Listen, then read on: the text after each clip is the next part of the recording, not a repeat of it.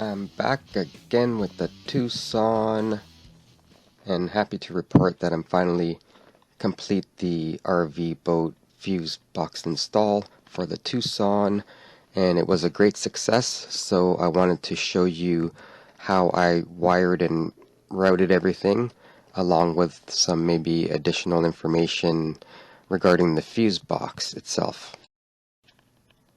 So just a quick rundown of the system before I get into the details.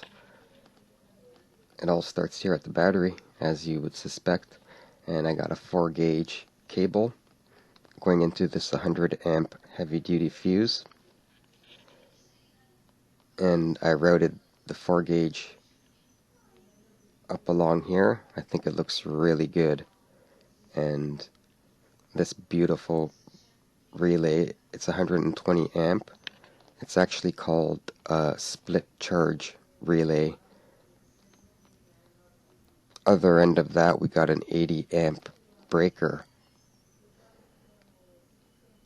3 10-gauge primary wires going into the fuse box, and it came with 1 ground, but I got 6 grounds right there. The reason for that is because originally the fuse box came with this 1 ground wire. Small ones were jumped between circuits, so you can see here how it was just the 1 ground coming out. Heavy good gauge wire coming in, but the small grounds there and the little ones jumping from one circuit to the next circuit. Eventually I'm going to be wiring my subwoofer into this fuse box, so what I did is I upgraded the ground wires just to be safe, and I got this heavier gauge wire, so it just makes me feel more confident. And back under the hood, I wanted to show you guys a couple things. The positive terminal of the battery, you can see where the cable connects, and the 100 amp fuse about a foot below the 100 amp fuse and behind the battery. That's where I drilled the hole. So I drilled it from the inside of the car. It's a little bit of an awkward position, and it's hard to see, so it's going to be highlighted in red here for you. Like I said, it's an awkward position, but you drill upwards, watch that one harness, and it's a perfect spot because it's easy to get to on the inside of the car, and it comes out in a perfect spot in the engine bay as well, where there's nothing around. So I plan on drilling a couple of them. See, right here in the engine bay behind the battery is where the hole is, and I'm gonna have to highlight it again for you guys. So you could fit about 3 or 4 12-gauge wires through there, or maybe up to a dozen 24-gauge wires. And it's an easy spot to get to, easy to feed the wires through, very neat. Make sure you use a grommet, and that's on the inside, and that's the outside.